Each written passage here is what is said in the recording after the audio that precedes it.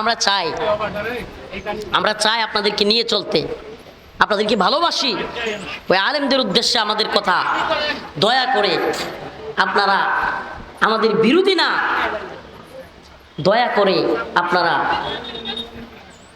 আলেম হয়ে আমার এই আওয়াজ যদি আপনাদের কানে কোনোভাবে পৌঁছায়, দয়া করে আপনারা জাহেলদের সাথে কিংবা তাগুত এবং জালেমের সাথে হাত মিলায় আলেমের বিরোধিতায় যায় না। আল্লাহ আমাদেরকে সহি বুঝ দান করুন। أعمالنا من يهده الله فلا مضل له ومن يضلل فلا هادي له ونشهد أن لا إله إلا الله وحده لا شريك له أما بعد فقد قال الله تبارك وتعالى في كلامه المجيد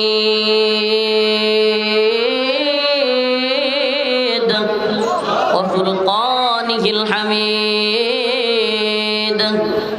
أعوذ بالله من الشيطان الرجيم بسم الله الرحمن الرحيم وقل جاء الحق وزهق الباطل إن الباطل كان زهوقا وننزل من القرآن ما هو شفاء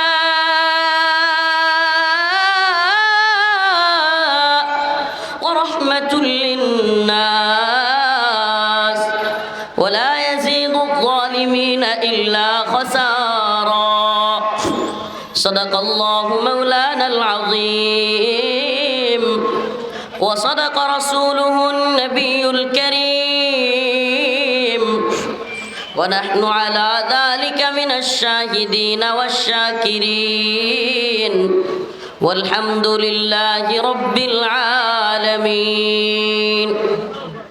এটার কোনো ইয়া আছে পোস্টার লিফলেট দিবেন লিফলেট দিবেন মদন বাজার যুব সমাজের উদ্যোগে আয়োজিত এই তীব্র গরমের মধ্যেও দিনের বেলায় সুবহানাল্লাহি ওয়া বিহামদিহি এত মানুষ শরীক হওয়া, এটা আলেমদের প্রতি মানুষের ভালোবাসার বহিঃপ্রকাশ।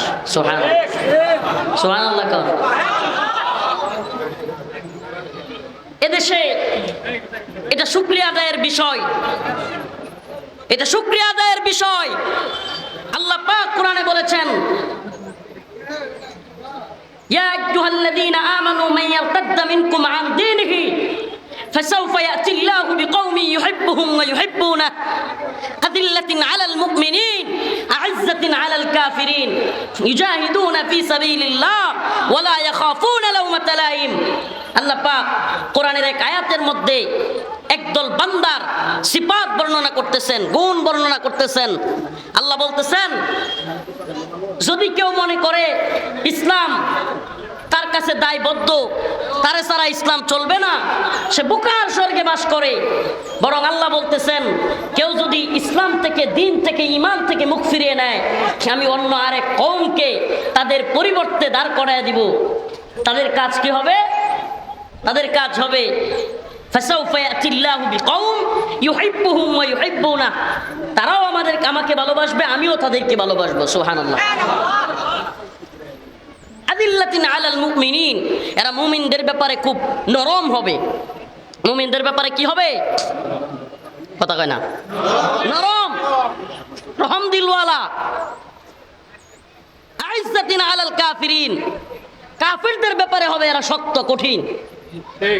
কিন্তু আল্লাহ মাফ করুক, নেত্রকোনায় কষ্টের সাথে কথাগুলো বলতেছি।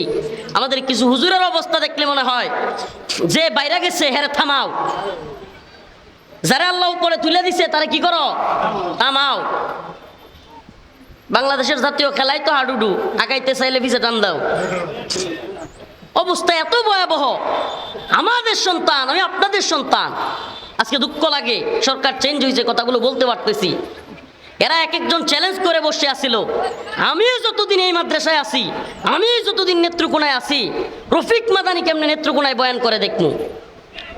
তোরা যারে প্রভু বানাইছিলি, তোরা যারে বাপ ডাকছিলি, হাসিনাই তো বলাইছে। এগুলোর আসলে কি জানেন, আমি জবাব দিতে বিশ্বাসী না, আমি প্রতিশোধ নিতে বিশ্বাসী না। তাইলে মাঝে মাঝে মন চায় এগুলোর বুঝাই যে আপনাদের অবস্থান কি, আর এই জাতি যাদেরকে ভালোবাসে তাদের অবস্থান কি। আশ্চর্য কথা, আপনি আলেম হয়ে আলেমের বিরোধিতা কেন? তারে শায়েখ মানি না, তারে বড় বিশ্বাস মানি না, তার কাছ থেকে খেলাফত আনি না, এই সমস্যা। কি আশ্চর্য কথা, কি আশ্চর্য কথা। আমি আমার উস্তাদ আল্লামা আব্দুল কাইয়ুমকে মানবো, এটা আপনার সমস্যা কি? আমি আমার উস্তাদের কথা শুনবো, আপনার সমস্যা কি? মানে আপনাকে পীর মানতে হবে, আপনি জি হুজুর করতে হবে, আপনি যা মন চাই তা করবেন, আপনার সেটাই আমার মানতে হবে, এটার কারণ কি? আপনার যদি যোগ্যতা থাকে এমনিতেই তো আপনাকে মানবে। আল্লাহ মাফ করুক, আমি নাম নিচ্ছি না, কিন্তু এদের কারণে আপনাদের কাছে আসতে পারি নাই। এই কষ্ট এই নেত্রকোনাবাসীর কাছে। আরে আমি নেত্রকোনার সন্তান, আমি আপনাদের সন্তান।